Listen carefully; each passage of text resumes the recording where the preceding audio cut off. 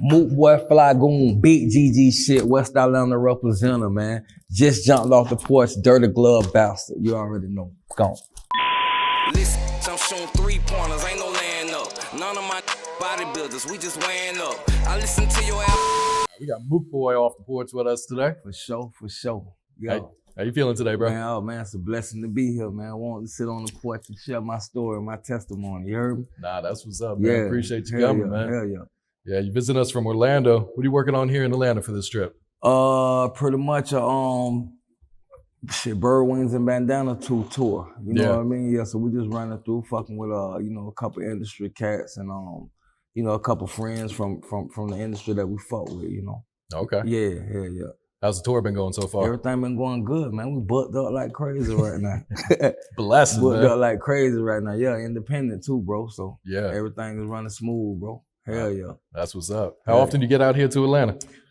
Actually, we just moved from out here not too long ago. We stayed right there by the damn airport and shit. So right now we frequent back and forth all the time, probably like 2 or 3 times a month now. Oh shit. Yeah. Unless we're on the road doing some more shows and shit. Yeah. Nah, that's what's up. Yeah. All right, so talk to us about life in West Orlando. Damn, life in West Orlando, man.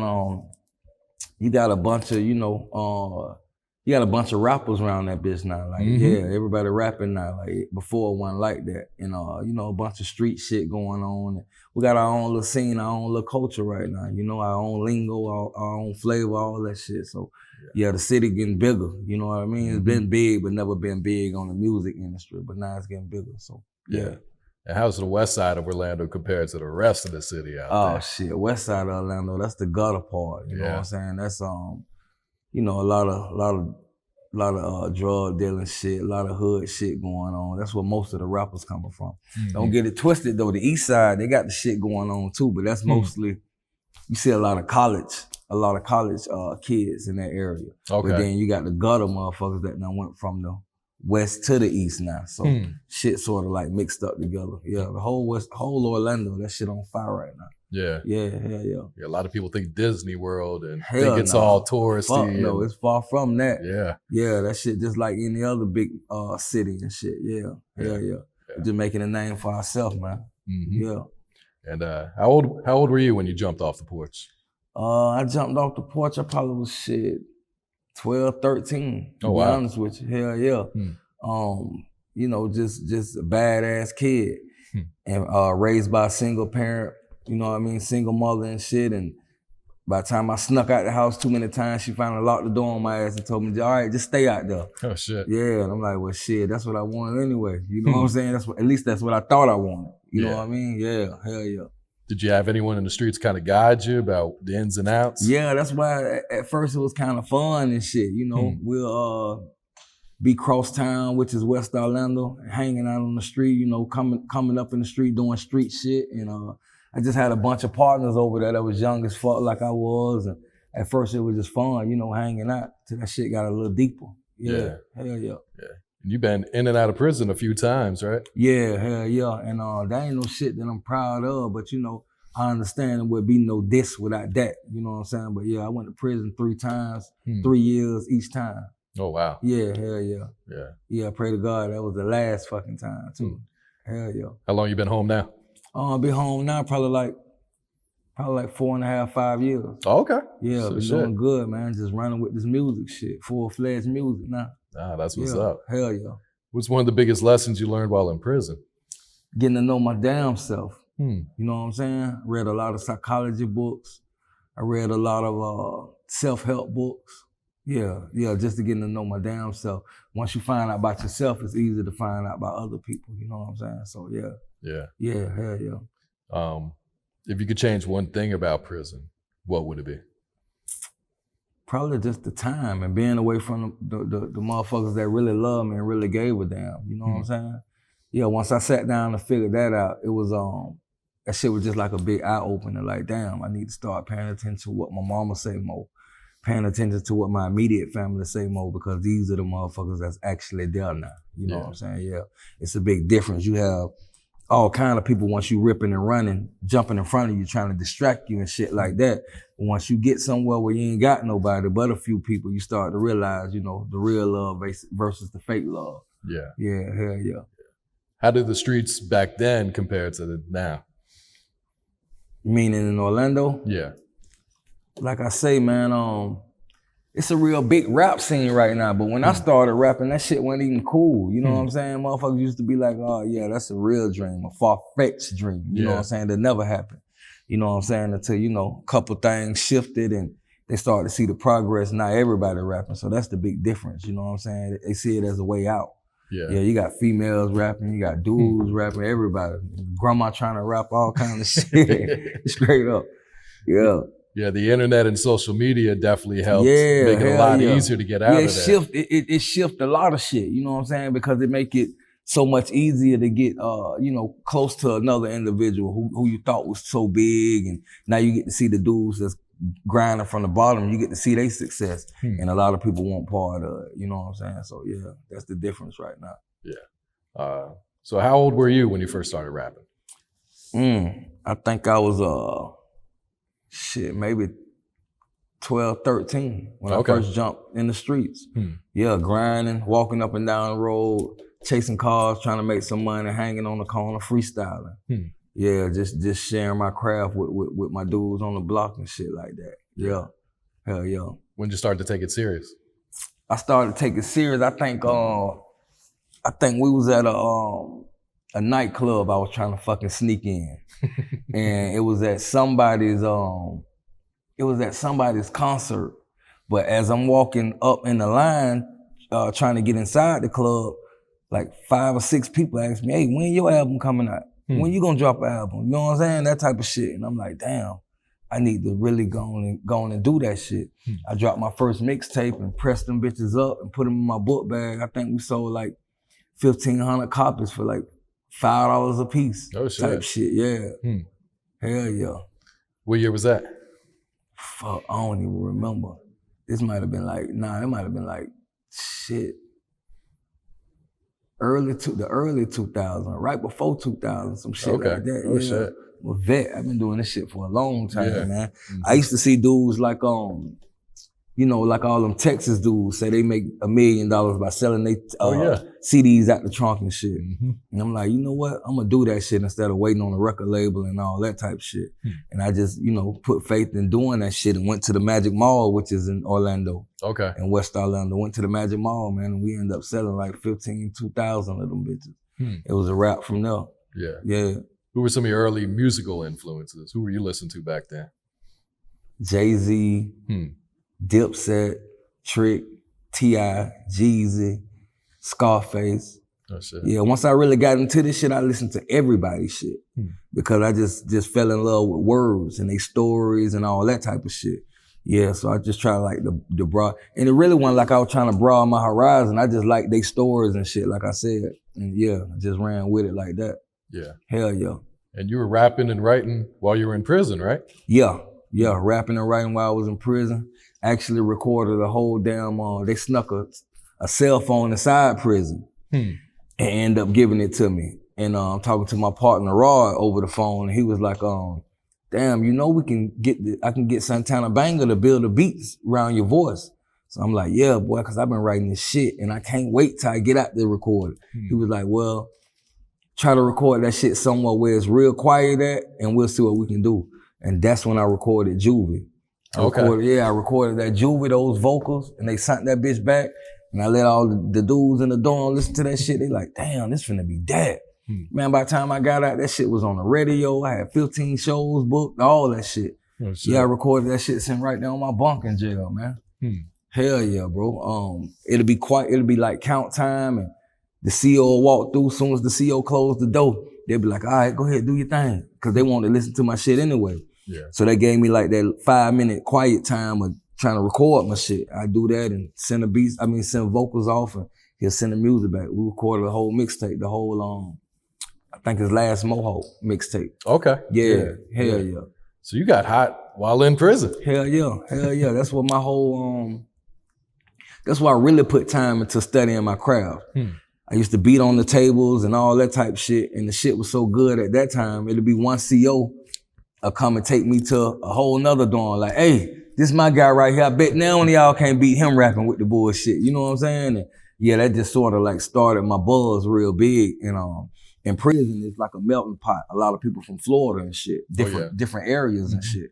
So by the time I got out, you know what I'm saying, there was a lot of people on the phone like, damn, you ain't heard nothing about Mook Boy, this and that, da-da-da-da, you know what I'm saying? And truth be told, when we dropped our last album, which was King Titus 3, and I put that bitch on the kiosk inside prison, is what helped us go Billboard. Oh, really? Yeah, so that shit ended up turning around for me. All the goddamn, you know what I'm saying, the hard times of rapping in there end up helping to boost up the Billboard, man. We went Billboard independently. Oh, shit. Hell yeah, real shit. Yeah, that's what's up. Yeah. All right, so let's talk about the music scene out there in West Orlando. Like you mentioned, there's a lot of rappers blowing up from out there right now. Hell yeah. Are these rappers, are you guys supportive of each other, or is it more of a competition? Somewhat. You know what? A couple months ago, man, I went through and you know, just did features with everybody. Once my buzz got up, I went through and just did features with everybody. Then charged them shit, did videos with them, all that type of shit.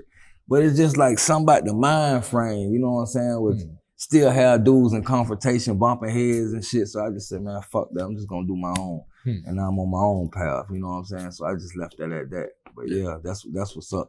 Some of the people try to stick together, but not enough, should I say? You know what I'm saying? Yeah. I can't point the finger at everybody, but it's just not enough people linking up and making music and shit together. Yeah. And a lot of these artists coming out of there are really young too. Yeah, hell yeah, most definitely. You know, that's the music scene, period. Yeah. Yeah, the most successful rap music get, period, the younger the damn crowd gets. Yeah. You know what I'm saying? Especially on the internet. This the age that stay on the internet all day, every day. They got a cell phone, that bitch burning up, man. You can't even hold no full conversation with their ass. They inside the phone. So yeah, hell yeah. Now, are the DJs out there, are they supportive of the local artists? Nah, I ain't gonna even lie. Fuck nah. But you gotta, like I said, you can't say everybody, but it's just not enough. You know what I'm saying? It's just like every other city. They rather support out of town because he look like a bigger star because he stays afar. You know what I'm saying? Not knowing, damn, you got independent people right around you that's Billboard and in the making. You know what I'm saying? Yeah. Like they'll really wrestle with you with your price if they seen you come up. Then somebody like, you know what I'm saying, somebody from a bigger state will come down and get 20,000 for their ass for one show. And you be like, damn, my shit on fire just like his. What's the problem? You know what I'm saying? So yeah, it ain't enough support, should I say. Yeah. Yeah. No, that's real. I see you got a good relationship with a lot of artists around Florida, period. Right. Can you talk about that unity amongst the Florida rappers? Right. So what I did was, you know, we just started moving around and I just started fucking with people that was in my class rank. Iceberg Billion, Tom G, you know, all these type of motherfuckers.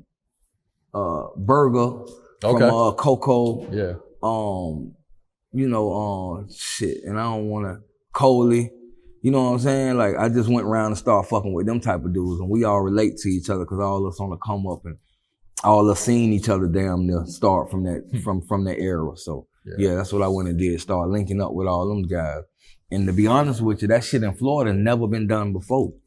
You never seen Ross do that. You never seen Plies do that. You never seen none of these dudes do that shit. You know what I'm saying? I'm like, well, damn. But that's just the mind frame of Floridians. You know what I'm saying? The way we came up. I don't blame nobody for it. I just never seen it happen. You know what I'm saying? You never seen Plies and Ross hanging out in they era when they was booming and doing all that shit. You know what I'm saying? With Trick and all that, everybody together. You ain't seeing that. So I just sort of wanted to change that. I went around and started fucking with all the guys that all us came up from that same era. Yeah, hell yeah. And you're touching all the markets. You're touching Jacksonville, you're touching Miami, you end Tampa. up getting it back. Yeah. Because these are some pretty big markets out there in Florida that are untapped too. Hell yeah. You end up getting it back, man. The more you spread love and the more you show love, like, y'all really just trade out fan bases. Like, you know what I'm saying? Yeah, exactly. It's nothing. Yeah.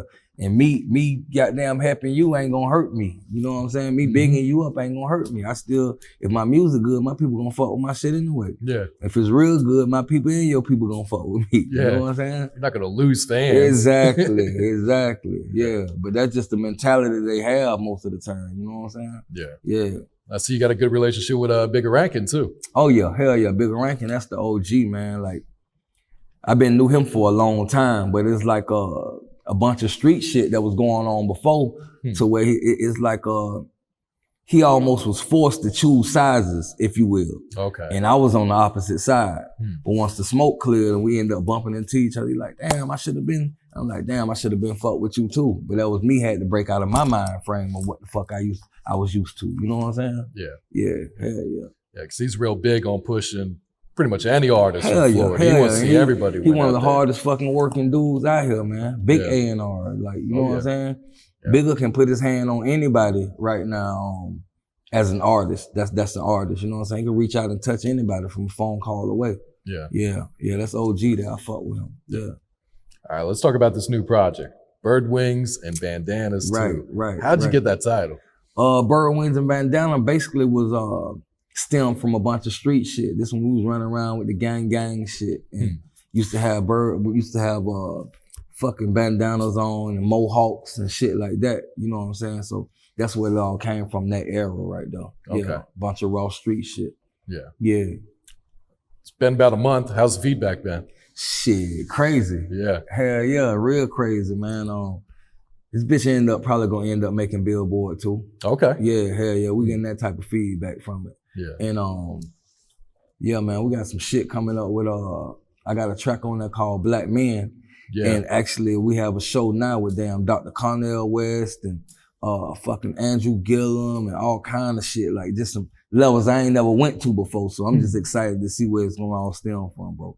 Yeah. That shit going real good. Yeah. Can you talk about that song, Black Man? Black Man was a song where I was talking about different events that done happened in my area, like Trayvon Martin and shit like that. So yeah, just letting people know, like like the fucking the regular stereotype that we was at in our mentality, how we thought about each other, how we treated each other, you know what I'm saying, how we was treated, all that type of shit.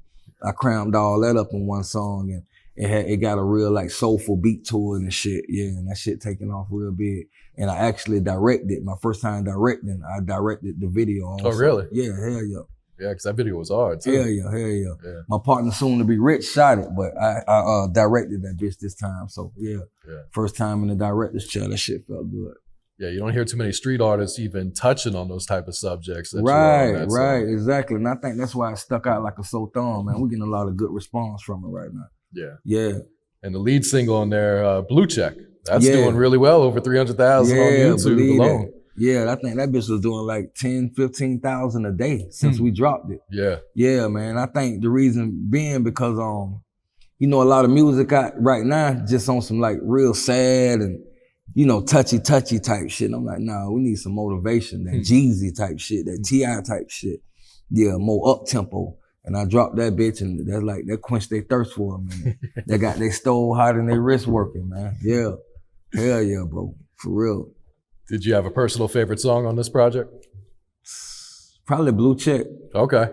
Yeah, probably Blue Check, because it motivates me. It make me want to go out and get up and get some money. You know what I'm saying? Yeah. Hell yeah, probably that Blue Check. Yeah. Who's some of the producers you worked with on this project? 1040, Fortune Ave, damn, what's the other dude name, bro? 1040, Fortune Ave. What's our main guy? Just pay the guy. Yoda. Yeah. Santana Banga, of course. Okay. Damn, see, I don't like to do that because I've been to miss somebody and I'm gonna get backlash from that shit later on. Damn, bro, I be showing you all them tracks and you ain't even goddamn shot me out. But yeah, we got a couple dudes on there, man. All underground hunger cats too. Yeah, bro, that was sending me them shits and that was real love. Yeah. And this record was released independently, right? Yeah. What's the name of your label? Fly Goon, FGMG. Okay. Finesse Gang Millionaire Gang is what it stands for. Okay. Yeah. It was released independently. It was Yeah, man, just straight out the pot. We got like 2 or 3 business partners and all us patched up together along with the producers. And other than that, it was a true root fan base. Motherfuckers who really fucking with us. Yeah. We don't be on no clout chasing shit. We don't be on no smoke and mirror shit. We don't be on none of that shit. Like, because we want to know, you know, actually where our shit really headed at. So we ain't buying no numbers. We ain't doing no fake pictures acting like we fucking around with people. None of that. We really want to see what the fuck going on. So yeah, we try to keep everything 100. Do you have any other artists signed to the label, or is it just you? Not yet. We got a few of them in the making though. Okay. Yeah, but I want to wait till the ink dry before. Yeah. You know what I'm saying? Before it actually pop off like that. I got you. Yeah. What's some of the goals for the label long term? Long term movies, man. Movies, short films, merchandise, you know, some fucking platinum plats. Yeah, billboard, all that type of shit. Yeah, hell yeah. Yeah, bro. Have you found it difficult, you know, you keep it pretty real in your music, Right. you know, to stand out in an industry that kind of rewards those clout chasers and those characters? What you mean that's good for them? No, like, it's been difficult for you to kind of stand out? Oh yeah, hell yeah, most definitely, man, because you'll be putting your all into some shit and trying to keep it real, and a new rapper get on there and put a peanut butter sandwich on his top of his head to get the views, like, you know what I'm saying? So it's like, yeah, you had to keep it all at all times, just think of clever ways to stand out and still protect the brand. Yeah. You know what I'm saying? So it's all about the right time when you drop, recreating yourself, and, you know, just spitting that hard street shit. Yeah, sticking to your fan base, man. Yeah. Yeah, sticking to your damn brand. You know what I'm saying? Yeah. And right now it's a little more smoother for the real rappers because so many people doing the bullshit. Yeah, once everybody start doing something else and going to the left, then that's when you step to the right, and then you shine a little brighter. Yeah, hell yeah. I see you got a concert coming up in the Bahamas with Jeezy during spring break. Yes, sir. How crazy is that show? Yeah, that's crazy, man. We got a goddamn got a cruise ship we're gonna be on. We got some shit going on. We're gonna be on a private island and all that type shit. We got like 3 or 4 different events once we make it to the island, and it's just crazy, man. All this shit happening real fast, you know? Yeah. And to a motherfucker who just seen it, it's gonna look like it just started happening, but we've been trying to cultivate this shit. Like, yeah. Would that be your first time over there in the Bahamas? No. Okay.